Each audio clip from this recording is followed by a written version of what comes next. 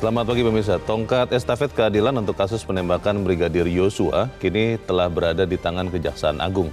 Kemarin Kejaksaan Agung Republik Indonesia menyatakan bahwa berkas perkara para tersangka kasus pembunuhan berencana Brigadir J telah lengkap atau P21. 5 tersangka dalam kasus itu ialah mantan Kadif Propam Polri Irjen Verdi Sambo dan istrinya Putri Chandrawati, Barada Richard Eliezer, Bribka Riki Rizal, dan Kuat Ma'ruf. Mereka dijerat pasal 340 KUHP tentang pembunuhan berencana, Jungto pasal 338, Jungto pasal 55 dan 56 KUHP dengan ancaman hukuman mati atau penjara seumur hidup atau penjara sementara selama-lamanya 20 tahun. Pemirsa, inilah editorial Media Indonesia di seri ini Kamis 29 September 2022 dengan tema pembuktian kejaksaan di kasus Sambo bersama saya Leonard Samosir, dan editorial Media Indonesia ini juga dapat Anda simak melalui MG Radio Network di frekuensi 94,7 FM di kawasan Jakarta dan sekitarnya. Para pendengar dan Anda semua bisa ikut menyatakan pendapat Anda dengan menelepon nomor telepon 021 583 9900. Dan pemirsa, pagi ini telah hadir bersama saya di Studio Metro TV, anggota Dewan Redaksi Media Group Abdul Kohar. Mas Kohar, selamat pagi. Selamat pagi, Leo. Sehat-sehat, Mas? Sehat, alhamdulillah. Kita akhirnya melihat bagian yang kelihatannya akan jadi ujung dari kasus Sambo ya? Ya, betul. Tapi sebelum kita... Pintu awal malah. Justru. Oh, malah pintu awal ya? Tadinya saya berharap ini menjadi akhir karena lama sekali kan proses kasus ini kan. Tapi sebelum kita bahas itu, Mas Kohar dan pemirsa, kita lihat dulu ada beberapa berita yang menjadi perhatian media Indonesia. Yang pertama, ini headline Media Indonesia untuk hari ini sama atau senapas dengan editorial kita. Tuntut maksimal Verdi Sambo. Ya. Nah, ini tuntut maksimal itu berapa atau apa bentuk tuntutan itu, Mas? Ya, sesuai dengan dakwaan dari proses penyidikan kan dikenakan pasal paling tidak 340. Pasal 340 itu pembunuhan berencana. Ya. Nah, dengan tuntutan yang pembunuhan berencana, maka jaksa harus bisa membuktikan bahwa memang terjadi pembunuhan berencana, ada perencanaan itu. Dan hukumannya kalau dia terbukti, maka maksimalnya hukuman mati. Bisa saja penjara seumur hidup, atau paling rendah 20 tahun, sekurang-kurangnya 20 tahun. Jadi dengan desain atau konstruksi susunan dakwaan yang lengkap, maka tuntutan maksimal itu akan bisa dilakukan karena apalagi ini Verdi Sambo ini kan perwira tinggi, jenderal gitu ya, bintang 2, kemudian kasusnya juga sangat menjadi perhatian publik, lalu ada proses-proses di mana bukti-bukti sementara, bukti awal menunjukkan ke arah sana, maka ya tidak ada hal lain karena tidak ada lain kecuali kecuali menuntut maksimal.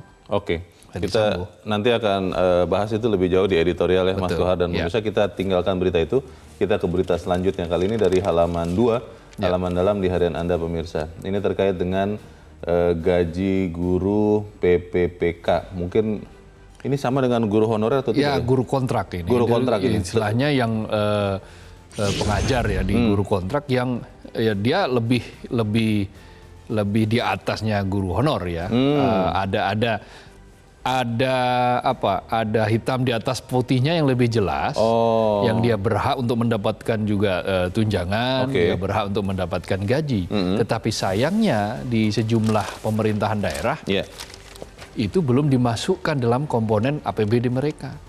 Maka ada ribuan guru yang meskipun sudah diangkat menjadi P3K, PPK pada sejak Mei lalu, sampai saat ini belum menerima gaji sama sekali. Karena tidak ada anggaran ya? Karena di beberapa wilayah mengatakan tidak ada anggaran. Bengkulu misalnya gubernurnya mengatakan bahwa pihaknya sudah ditegur oleh Kemendagri karena 40% APBD Provinsi Bengkulu dipakai untuk belanja pegawai. Nah, kalau ditambah ini akan berapa persen? Mungkin bisa jadi separuh. Tetapi kan ini sudah keputusan.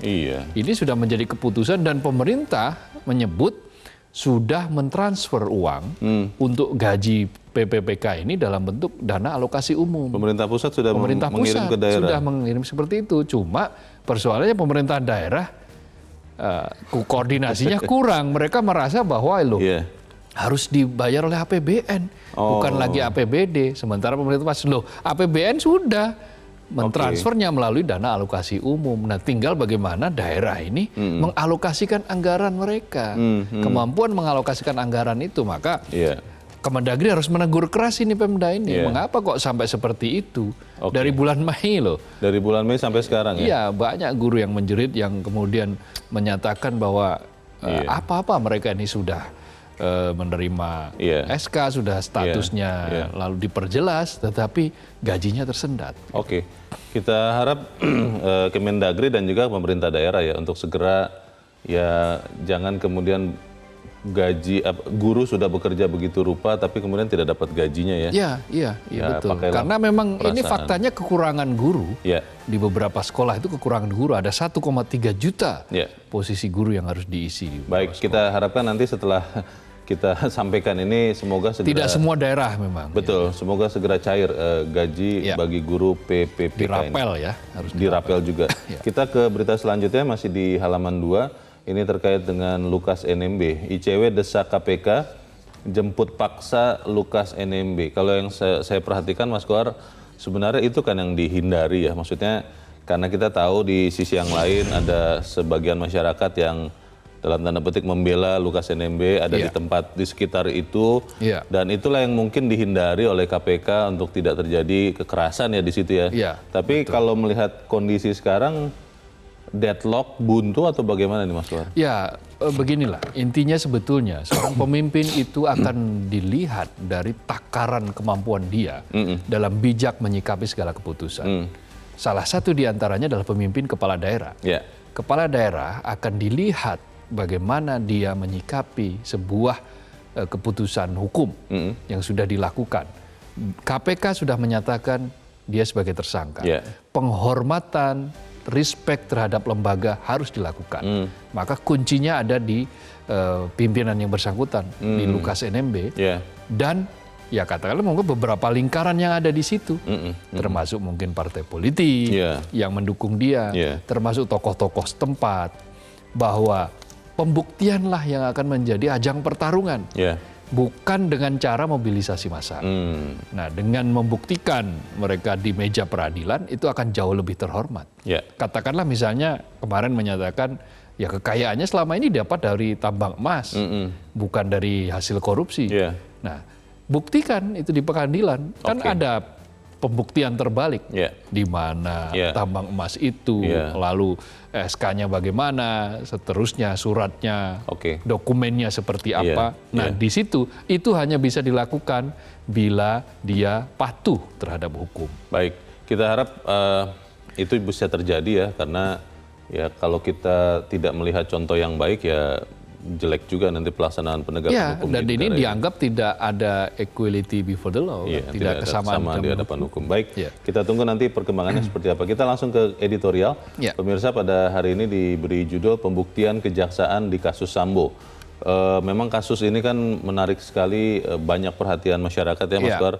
Dan tadi saya merasa tadinya saya pikir sudah akan segera berakhir nih karena sudah begitu lama nih kasus. Tapi kemudian kita menunggu pembuktian kejaksaan. Apakah kejaksaan bisa benar-benar dengan cermat menyusun tuntutannya, lalu kemudian ini benar-benar bisa seperti yang diperkirakan masyarakat, atau ada desas-desus bahwa ya ini mungkin akan ada kompromi nanti. Bagaimana Mas Kohar? Nah ini yang dikhawatirkan. Kan kasus ini kan membetot perhatian yang sangat besar dari masyarakat, dari berbagai lapisan, dari berbagai kalangan. Betul. Anak kecil saja sekarang sudah ada yang mulai menyanyikan lagu tentang Ferdy Sambo, katakanlah seperti itu. Tentu dengan perhatian yang sangat besar, maka bukan berarti yang tidak diperhatikan tidak diseriusi. Ini jauh lebih harus serius. Kenapa? Karena ini akan menjadi pertaruhan banyak institusi. Satu, institusi kepolisian. Dua, ini juga akan menjadi pertaruhan institusi kejaksaan. Betul. Betulkah bahwa jaksa tidak akan bermain mata di sini? Katakanlah seperti itu. Karena beberapa pihak mulai ada yang mendengungkan suara Ferdy Sambo ini kan dulu yang membantu kejaksaan dalam kasus kebakaran kantor kejaksaan. Gedung ya. Nah di dalam hukum tidak ada barter seperti itu, tidak ada. Siapapun ya memang tugasnya menangani seperti itu. Jadi dakwaan harus disusun dengan sangat cermat. Apa yang digambarkan, yang diterima oleh publik selama ini Misalnya dengan menyebut bahwa ada upaya rekayasa, ada upaya perencanaan, ada upaya penghilangan bukti. Itu harus jelas tercermin di dalam argumentasi yang disusun oleh dakwa, oleh jaksa dalam surat dakwaan. Kalau sampai dakwaan lemah, bolong-bolong, tidak solid argumennya, ya ini akan bisa menjadikan apa yang menjadi main atau dakwaan utamanya ya tidak bisa dipatahkan. Pertanyaan besarnya itu Mas Kor, apakah kejaksaan bisa benar-benar secara objektif melihat fakta demi fakta, menyusun dakwaannya, dan kemudian kalau dalam perjalanan nanti ternyata jauh sekali dari perkiraan masyarakat, karena perkiraan masyarakat ini kan juga belum tentu benar begitu ya. Betul. Apakah itu kemudian bisa membuktikan kejaksaan memainkan perannya dengan baik? Kita akan bahas itu Mas Kor, dan inilah editorial Media Indonesia untuk hari ini, Kamis 29 September 2022, pembuktian kejaksaan di kasus Sambo.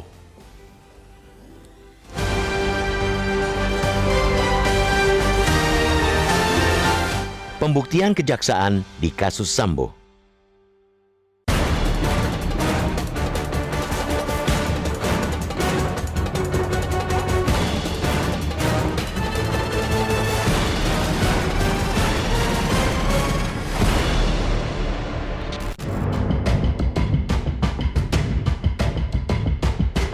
Tongkat estafet keadilan untuk kasus penembakan Brigadir Yosua J kini telah berada di tangan Kejaksaan Agung atau Kejagung. Kemarin Kejagung Republik Indonesia menyatakan bahwa berkas perkara para tersangka kasus pembunuhan berencana Brigadir J telah lengkap atau P21.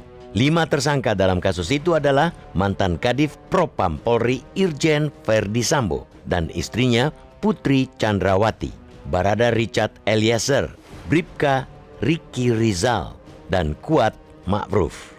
Mereka dijerat pasal 340 KUHP tentang pembunuhan berencana junto pasal 338, junto 55 dan 56 KUHP dengan hukuman mati atau penjara seumur hidup atau penjara sementara selama-lamanya 20 tahun. Tidak hanya soal pembunuhan berencana, Kejagung menyatakan berkas perkara obstruction of justice atau perintangan penyidikan juga dinyatakan telah lengkap. Kejagung berencana menuntut 2 perkara itu dalam satu surat dakwaan. Penuntutan 2 perkara dalam satu dakwaan memang dapat membuat proses peradilan diharapkan lebih efektif dan cepat. Di sisi lain, ini jelas membuat kerja tim jaksa penuntut umum semakin berat. Kejagung berkomitmen menuntaskan surat dakwaan dalam sepekan. Mereka pun telah menyiapkan sedikitnya 30 orang JPU untuk kasus ini. Demi mencegah masuk angin, dikatakan pula sarana komunikasi para jaksa akan disadap dan dimonitor. Tentunya rencana ini pantas diapresiasi.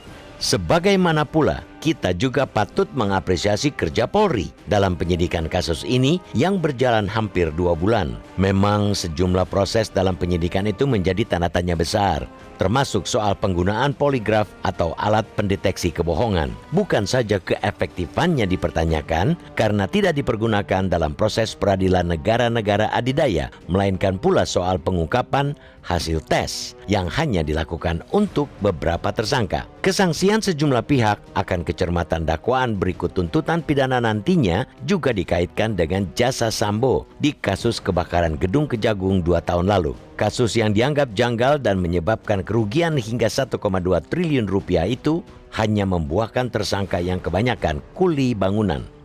Segala pertanyaan harus dijawab kejaksaan dalam kasus kali ini.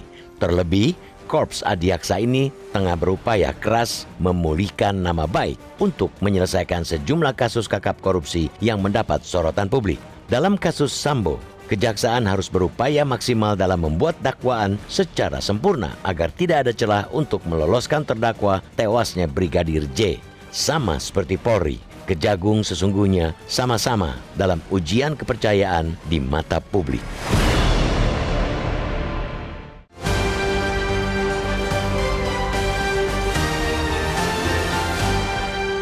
Di bagian berikut Anda bisa ikut menyatakan pendapat Anda terkait dengan editorial pagi ini. Pemirsa, untuk saat ini tetaplah bersama kami.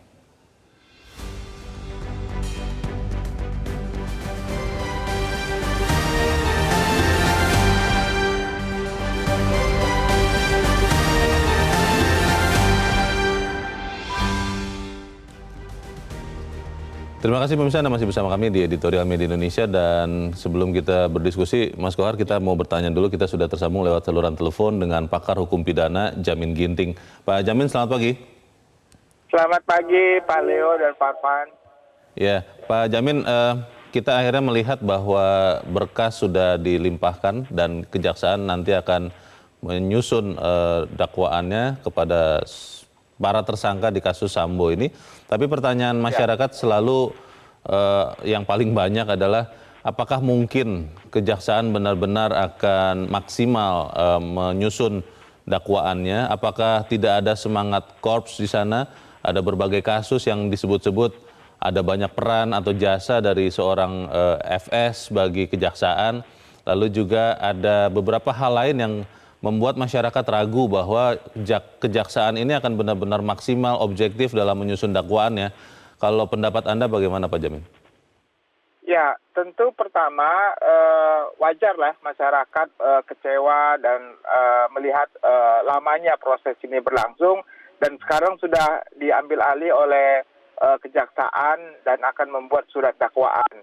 Nah, permasalahannya adalah kalau surat dakwaan ini dibuat dengan tidak cermat, tidak jelas, dan tidak lengkap, bahkan sampai nanti mengaburkan suatu perbuatan sehingga tuntutannya minimum. Nah, ini akan menjadi permasalahan besar kalau sampai ekspektasi masyarakat yang terlalu tinggi terhadap hukuman memberikan efek jera, bahkan mungkin hukuman seumur hidup, hukum mati, tapi realitanya nanti malah dituntut cuma 10 tahun atau dituntut cuma 7 tahun. Nah, ini kan tentu mencederai rasa keadilan yang hidup dalam masyarakat begitu. Nah, jadi menurut saya seharusnya kejaksaan jangan coba-coba untuk tadi sudah dikatakan kalau sempat ada Ferdy Sambo contohnya memberikan suatu prestasi dalam menangani kasus kebakaran Gedung Bundar, tentu harus dilihat jangan itu sebagai balas budi begitu, tapi profesional, benar-benar profesional walaupun pada kasus itu sudah dibuktikan siapa yang bersalah begitu. Pak Jamin, kalau melihat ini kan juga di sisi yang lain kita juga harus berhati-hati karena ekspektasi masyarakat itu kan belum tentu juga benar ya. Kalau misalnya ternyata ada fakta-fakta yang kita tahu nanti di persidangan bahwa oh ternyata tidak seperti yang diperkirakan masyarakat, sementara masyarakat sudah dalam tanda petik menekan, jangan sampai juga kemudian kejaksaan tidak objektif kan. Bisa tetap benar-benar objektif tidak kejaksaan menurut Anda? Kalau saya lihat dari proses penyidikan yang membuat dan rekonstruksi yang secara terbuka dan transparan, maka menurut saya sebagai ahli pidana, pasal 340 itu sudah tidak mungkin lagi bisa dihindari begitu loh. Karena yang tinggalnya nanti adalah apakah dia ikut mengeksekusi atau dia tidak ikut mengeksekusi. Tapi kalau menyuruh menghancurkan orang lain melakukan suatu tindak pidana dengan perencanaan, itu hukumannya sama juga dengan eksekutor begitu. Jadi dia merencanakan suatu perbuatan 340, baru menganjurkan untuk melakukan suatu eksekusi. Apakah dia mengeksekusi sendiri atau menganjurkan orang mengeksekusi, itu kualitas hukumannya sama, bahkan lebih berat lagi aktor intelektual dibandingkan dengan eksekutor begitu. Kalau melihat Kejaksaan Agung kan sudah mengatakan bahwa sudah menyiapkan jaksa-jaksa terbaik, sudah menyiapkan semua untuk melakukan dakwaan. Kita optimis bahwa kejaksaan bisa membuktikan keprofesionalannya? Tergantung. Apakah kalau ada intervensi contohnya dari pimpinan tertinggi dari Jaksa Agung, itu malah menjadi tidak profesional. Tapi kalau mereka kalau mereka tetap menjaga apa berdasarkan fakta-fakta hukum, itu yang baru profesional. Jadi janganlah jabatan itu diintervensi oleh uang, jabatan, pimpinan dan pengaruh media massa. Nah, itu yang membuat jadi tidak profesional. Jadi kita harapkan nantinya proses ini episode drama ini yang babak kedua lah kita bilang ini bisa menunjukkan benar-benar keprofesionalan daripada jaksa penuntut umum dan juga hakim dalam memeriksa perkara ini begitu. Iya. Karena kan juga dikatakan bahwa untuk mencegah masuk angin, kalau di dalam editorial dikatakan sarana komunikasi, telepon para jaksa ini akan disadap katanya, dimonitor. Jadi harusnya sih kita bisa melihat benar-benar fokus ya Pak Jamin ya. Iya, itu harapan kita lah semua ya. Baik, kita tunggu sama-sama berarti jalannya persidangan ini seperti apa.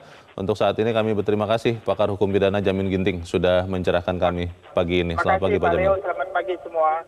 Ya. Tanda tanya besarnya itu Mas Kohar, apakah benar-benar kejaksaan ini bisa melepaskan diri dari semangat korsa? Karena yang diadili ini kan adalah juga aparat penegak hukum yang sebenarnya adalah partner sekian lama begitu. Apalagi di masa lalu ada dalam tanda petik semacam jasa yang dilakukan oleh FS untuk kejaksaan. Bagaimana Mas? Ya, jadi seperti yang saya katakan di awal tadi, bahwa ini adalah pertaruhan. Pertaruhan dan pembuktian bahwa apa yang sudah pernah dilakukan itu bukan jasa. Itu adalah memang sudah tupoksinya. Memang seharusnya dilakukan. Memang seharusnya dilakukan. Sudah tugasnya. Memang sudah tugasnya seperti itu. Dan maksimal itu profesional. Nah, ketika sudah melakukan tugas secara profesional, maka tidak ada yang namanya balas budi dan seterusnya, tidak ada. Hukum tetaplah harus tegak. Kan ada gium yang mengatakan walaupun langit runtuh, maka keadilan hukum itu harus tetap tegak. Ditegakkan. Harus tetap ditegakkan. Karena itu spirit apapun itu harus kalah oleh spirit untuk menegakkan keadilan. Dan pintu sekarang sudah terbuka bagi kejaksaan untuk menyusun sebuah dakwaan yang memang betul-betul memenuhi rasa keadilan. Nah, selama ini kan pembuktian mulai ada kan upaya-upaya untuk mengalihkan ke, katakanlah misalnya di Magelang, kasus di Magelang, bahwa ini adalah tersulut emosi, jadi ada rentang waktu, sehingga seolah-olah ini bukan pembunuhan berencana, ini adalah reaksi spontan. Banyak hal lah seperti itu. Tetapi kan publik mendapatkan bukti yang lain. Sampai sejauh ini bukti yang sudah dinyatakan kan apa? Misalnya, mengapa ada barang bukti yang rusak? Mengapa ada barang bukti yang hilang? Kenapa CCTV tiba-tiba tidak ada? Prosesnya bagaimana? Nah, lalu kenapa harus ada tembakan ke dinding? Sampai 4 peluru, katakanlah beberapa peluru di situ. Mengapa ada rentang waktu dari Magelang ke Jakarta dalam waktu yang masih sangat panjang?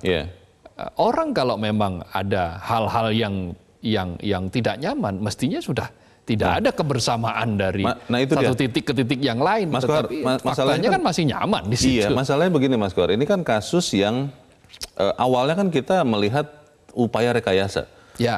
Dan itu dilakukan bahkan pada waktu itu dari institusi resmi loh yang mengatakan, dan kemudian baru mengatakan bahwa ternyata berbohong. Sementara ini ini kan nanti dibuktikan di pengadilan. Lalu yang kedua, yang tadi Mas Kohar sudah sebut juga, tidak ada video atau foto yang persis menggambarkan bagaimana proses terbunuhnya Brigadir J itu terjadi, sehingga akhirnya ini kan kesaksian lawan kesaksian. Dan ketika kesaksian yang tadinya awal berbanyakan bersama-sama mengatakan skenario yang lain, kan kita jadi bingung nih, yang sesungguhnya tuh yang mana yang terjadi. Memang betul ada barang-barang bukti, tapi kan juga banyak juga yang tidak ada. Bagaimana kejaksaan bisa kita harapkan benar-benar memotret dengan objektif peristiwa ini dan kemudian menyusun dakwaan? Dari hulunya itu kan sudah ada bukti. Bukti permulaan sudah ada. Lalu bukti ikutan juga sudah ada. Hasil pemeriksaan saksi-saksi juga sudah ada. BAP sudah ada. Itu semua sudah komplit. Tapi di BAP kan sempat ada beberapa kali yang mengubah, mencabut, mengganti. Tetapi sampai sejauh ini publik kan disodori oleh fakta-fakta bahwa mulai ada bukti yang menunjukkan bahwa ada proses rekayasa. Ada upaya yang namanya obstruction of justice. Menghalang-halangi penyelidikan, menghalang-halangi penyidikan. Dan hal semacam ini itu sudah misteri, itu sudah tanda tanya itu. Lalu kemudian ada berubah-berubah keterangan. Itu juga sebuah puzzle yang kemudian bisa dikumpulkan untuk dijawab di dalam dakwaan. Intinya adalah argumentasi dakwaan harus betul-betul solid.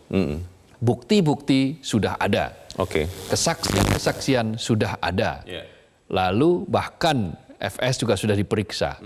Semua pihak sudah diperiksa. Nah, kalau memang sudah seperti itu adanya, maka pertaruhannya tinggal membuktikan saja. Baik. Di mana pengadilan, bagaimana alurnya, apakah publik bisa percaya dengan fakta yang sudah dipaparkan. Kapolri loh yang menyampaikan secara langsung. Nah, pertanyaannya adalah kalau kemudian itu dilakukan, Mas, sudah lengkap, sudah jelas, tuntas. Tapi kan kembali lagi, apa pertimbangan nanti pengadilan untuk menjatuhkan keputusan, dan yang lebih lagi adalah hukumannya apa? Kita bahas di bagian berikut. Bisa tetap bersama kami, Editorial Media Indonesia segera kembali.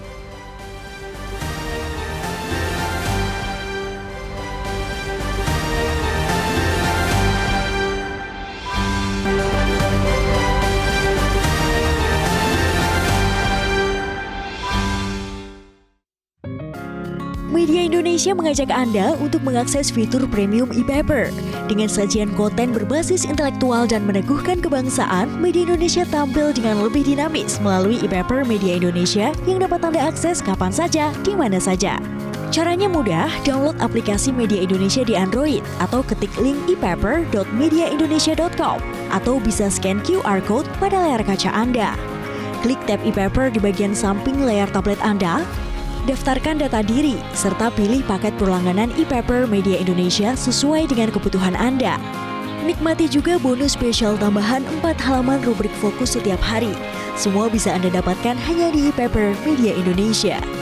Untuk informasi lebih lanjut, hubungi customer service di nomor 0811 1201 2018 atau kunjungi media sosial @Media Indonesia. Media Indonesia, referensi bangsa. Terima kasih Anda masih bersama kami pemirsa, dan sekarang kita mau mendengarkan pendapat dari pemirsa Metro TV, Mas Gor. Kita sudah terhubung lewat saluran telepon dengan pemirsa Metro TV di Jember, Jawa Timur, ada Pak Ihwan. Pak Ihwan, selamat pagi Pak. Selamat pagi Bang Leo, selamat pagi Bang Abdul Kohar. Selamat pagi, silakan Pak. Pembuktian, kebenaran hukum yang kaitannya dengan persoalan Ferdian Sambo ini termasuk kalau tinju kelas berat luar biasa. Oleh sebab itu yang dibutuhkan adalah bahan pertimbangan, alat ukur, dan pedoman. Dengan kerja crucial logic.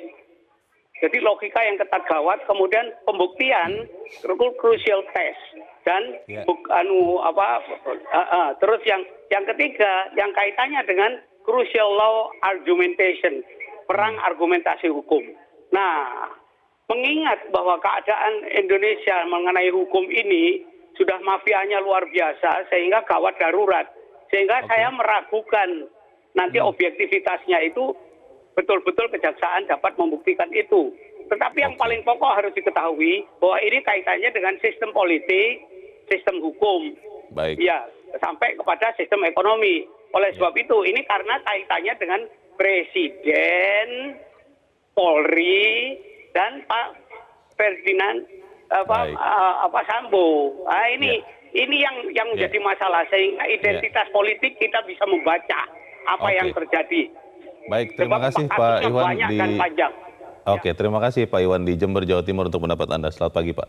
Di belakang Pak Iwan ada Ibu Indra di Cirebon, Jawa Barat. Bu Indra, selamat pagi. Selamat pagi Bung Leonard Samosir dan Bung Abdul Kohar. Assalamualaikum warahmatullahi wabarakatuh. Metro TV. Warahmatullahi wabarakatuh. Silakan Bu Indra, pendapat Ibu bagaimana? Silakan. Saya senang Pak Jamin Ginting tadi, Bapak Profesor mengatakan ini adalah babak kedua suatu drama. Betul Bung Leo, episodenya kebenaran hukum seperti tadi dikatakan Pak Iwan. Kita akan melihat apakah memang hukum di negara kita ini berlaku untuk semua warga dalam kebenaran, dan siapapun akan mendapat sanksi hukum yang adil sesuai pelanggarannya. Tapi Bung Abdul Kohar mengatakan pertaruhan kredibilitas dari institusi kepolisian, institusi kejaksaan. Mungkin saya ingin menambahkan institusi kesehatan, karena akhir-akhir ini, sakit dan sebagainya itu otopsi kan dijadikan bahan itu Oke. untuk Oke. memeriksa kebenaran. Nah, Iya. Bung Leo sebentar. Iya. Dalam ekonomi kelapa sawit yang lalu ada mafia kan yang dikatakan akhirnya oligarki. Iya. Ini juga lihat, sepertinya usaha mafia juga sudah masuk dalam ranah ini. Kita sudah lihat masuk ke institusi Polri, ada judi, ada narkoba, penjualan Oke. miras, prostitusi. Ya ini Iya. penonton heran, takjub. Nah, kejaksaannya juga Bung Alvin Lim itu udah mengungkap mafia Baik. kejaksaan. Kita lihat Baik. sendiri tertangkapnya Hakim Agung, kemudian mafia peradilan oleh itu dibongkar mantan hakim. Sekarang Oke. waktunya kita melihat apakah Pembuktian, pembuktian ya. kejaksaan di kasus Sambo ini akan menghasilkan Baik. kebenaran hukum. Ya, terima kasih Ibu Indra di Cirebon, Jawa Barat untuk pendapat Ibu. Selamat pagi. Di belakang Ibu Indra ada Pak Ondo Silitonga di Bekasi, Jawa Barat. Pak Ondo, selamat pagi. Selamat pagi Bung Leo, selamat pagi Bung Kohar. Selamat pagi Pak Ondo, silakan Pak. Iya Mas, saya kaget ini masih ada ya kasus Sambo. Kita ini terkenal mudah lupa, saya pikir sudah dilupakan. Maaf Masih satir ada, ya. Pak. Kasus Sambo 1 pembunuhan berencana itu sudah P21. Kasus Sambo 2, maksud saya Sambo 2 ini sama-sama bohong, obstruction of justice, juga P21. Kita harus aktif mengawalnya. Coba lihat 5 tersangka pembunuhan, tapi 1 tidak ditahan. Ini equality before the law masih abu-abu di kondisi tertentu. Masih kita bisa percaya. Terus ada 30 jaksa dikerahkan. Buat saya bukan kuantitasnya yang perlu, tapi kualitasnya yang perlu. 30 tapi tak berintegritas, tak berkualitas, percuma. Ingat kasus Pinangki yang sekarang sudah berleha-leha di luar. Belum lagi nanti hakimnya. Hakim bisa saja, siapa yang jamin? Hakim Agung saja korupsi. Apa nanti hakim kasus Sambo ini orang yang berkualitas, berintegritas? Kita media dan siapa saja harus mengawal ini. Juga Komisi Yudisial juga harus mengawal hakimnya. Jangan nanti cuma hukuman 10 tahun, ada pemotongan, hari besar, hari kemerdekaan, dan lain-lain, jadi cuma 8 tahun gitu. Nah ini percuma, padahal kasusnya kasus berat. Jadi harusnya dakwaannya sempurna dan maksimal. Demikian, terima kasih. Baik, terima kasih Pak Ondo Silitonga di Bekasi, Jawa Barat untuk pendapat Anda Pak. Selamat pagi. Di belakang Pak Ondo ada Ibu Ong Mei Hua di kawasan Pejaten, Jakarta. Ibu Ong, selamat pagi. Selamat pagi Bang Leo, selamat pagi Bang Kohar. Assalamualaikum warahmatullahi wabarakatuh. Waalaikumsalam warahmatullahi wabarakatuh. Akhirnya kejaksaan P21. Iya. Mudah-mudahan nanti di persidangan tuntutan jaksa maksimal, hukuman mati. Iya. Dan nanti hakim juga harus menjatuhkan hukuman yang maksimal, Bang. Jadi sekarang penegakan hukum lebih-lebih di badan hukum, hakim harus profesional. Jangan sampai jaksa nanti kemasukan angin, hakimnya juga jangan ikutan. Maksimal saja supaya masyarakat itu puas dengan putusan pembunuhan ini. Sesuai, karena pembunuhan ini penuh dengan obstruction justice, penuh rekayasa, penuh kebohongan. Makanya tadi dia bilang ada Sambo 1, ada Sambo 2. Ya udah, tuntutan jaksa maksimal saja. Baik. Itulah yang kita tunggu, Bang Leo. Semoga penegakan hukum di negara kita itu betul-betul memuaskan peradilan masyarakat. Kita tunggu, Bang Leo. Yes. Terima kasih Ibu Ong Mei Hua di Pejaten, Jakarta. Selamat pagi, Bu. Mas Kohar, tadi pertanyaannya yang menggelitik dari Pak Ondo ya. Jaksa sudah disiapkan 30. Yang penting bukan kuantitas, tapi kualitas katanya. Iya. Bagaimana nih, Mas? Iya, sebetulnya jumlah itu juga bisa saja menentukan itu sebagai bentuk keseriusan. Kalau di dalam sepak bola itu ada numerical advantage, gitu. Ada keuntungan berdasarkan jumlah ketika diserang, gitu. Nah, maka ketika jumlah banyak, maka potensi untuk kebobolan itu lebih kecil. Nah, dengan jumlah yang banyak, diharapkan potensi untuk celah muncul, sehingga kebobolan itu juga lebih kecil. Karena jadi, 30 kepala lebih bagus daripada 1, 2, 3 kepala. Ya? Jadi itu yang harus dipahami juga. Ini membuktikan bahwa atensi. Nah, tinggal masyarakat saja yang mengawasi apakah 30 yang diberikan dengan jaksa terbaik ini betul-betul mampu memberikan argumentasi dakwaan yang sesuai dengan fakta-fakta yang sudah tersaji selama ini. Fakta masyarakat. Banyak sekali pertanyaan, ya seperti tadi Leo tanyakan dari Magelang ke Jakarta. Kalau orang misalnya ya, ini misalnya sudah ada sesuatu yang insecure itu tidak nyaman, maka ya tidak bisa bersama-sama. Tetapi faktanya kemudian untuk beberapa saat masih bersama-sama. Betul. Nah jadi itu juga misteri.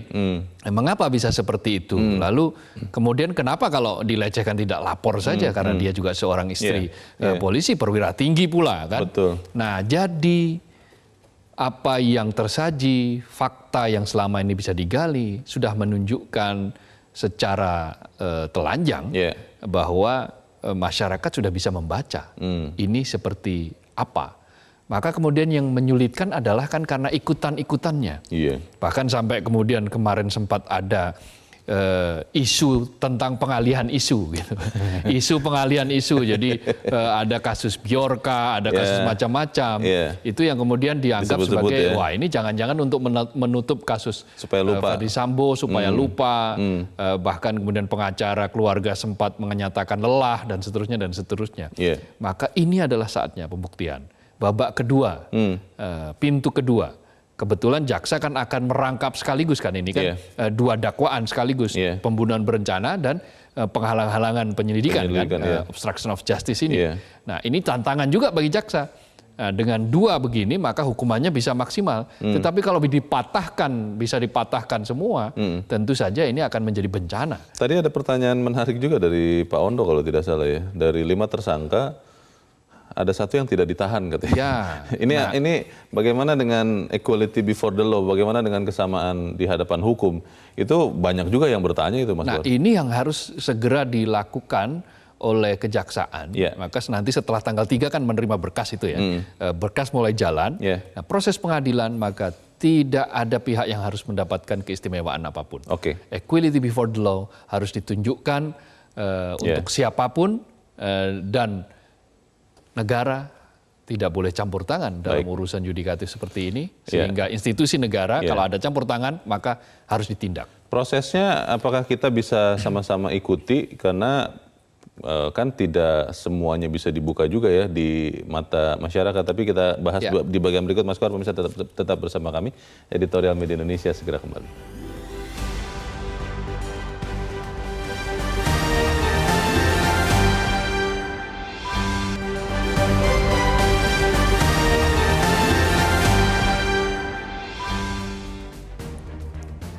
Terima kasih pemirsa, Anda masih bersama kami dan kita di bagian akhir dari diskusi kita pagi ini. Mas Kohar, kan kita ingin mengawal begitu ya, baik media maupun juga masyarakat. Persidangan ini nanti kita bisa ikuti, bisa saksikan mungkin, atau seperti apa ya? Kalau di Indonesia kan persidangan yang membetot perhatian publik itu biasanya terbuka.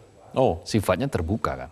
Bisa disiarkan begitu? Bisa disiarkan kan, kecuali persidangan yang menyangkut hal-hal yang sensitif terhadap anak-anak, terhadap di bawah umur, soal dan etika ya, soal batasan-batasan betul. kesusilaan. Betul. Nah, kalau membahas soal itu biasanya mungkin nanti diputuskan tertutup. Tetapi kalau pada proses-proses tertentu maka bisa saja dibuka. Dan kan kita pernah melihat persidangan pembunuhan orang yang berkawan yang waktu itu dengan kopi Vietnam itu. Jessica Mirna yang di tahun-tahun 2000. Kopi Vietnam tuh. Betul, di tahun 2016, 2016-2017 ya. Yang sangat membetot perhatian. Itu kan hampir setiap hari terbuka. Dan kenapa itu? Karena mendapatkan perhatian yang luas dari publik. Nah, karena itu bentuk pengawasannya akan seperti itu.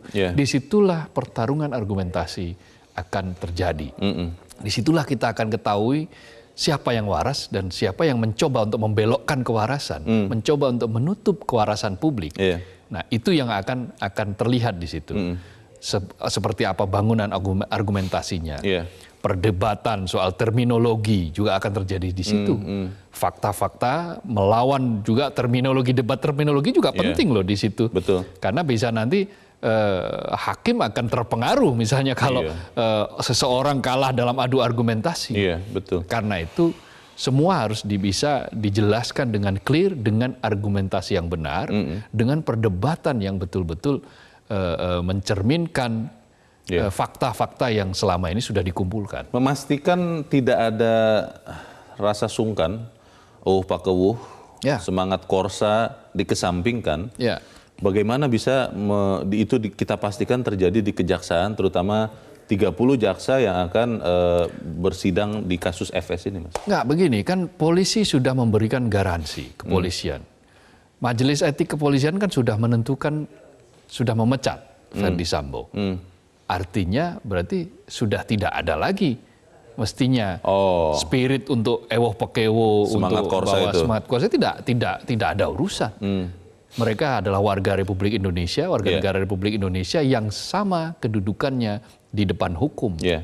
Hanya saja dia mantan perwira tinggi kepolisian. Dan itu sudah dijelaskan oleh kepolisian bahwa kepolisian tunduk pada hukum.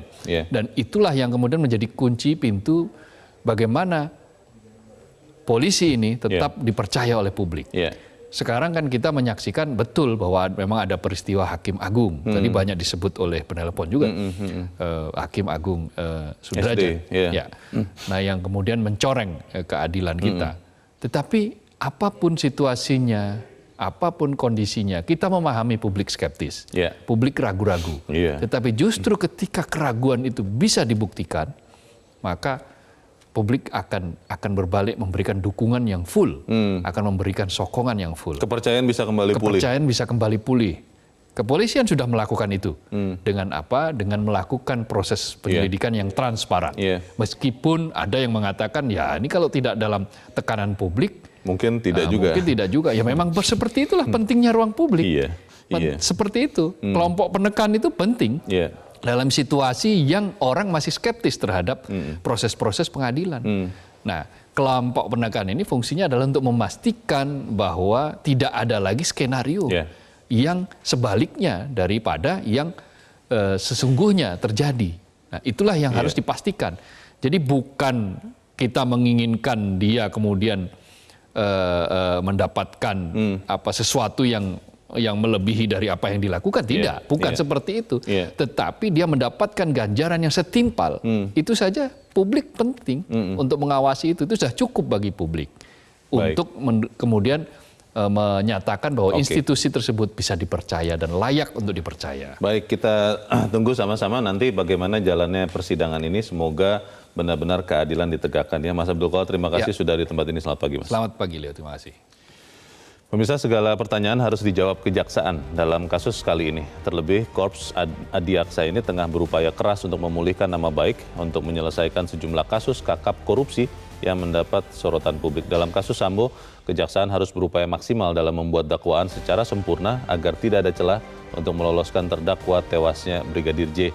Seperti Polri, Kejagung pun sesungguhnya sama-sama dalam ujian kepercayaan di mata publik. Saya Leonard Samosir berterima kasih Anda sudah menyimak editorial Media Indonesia untuk pagi ini. Tetap jaga kesehatan Anda. Selamat pagi, sampai jumpa.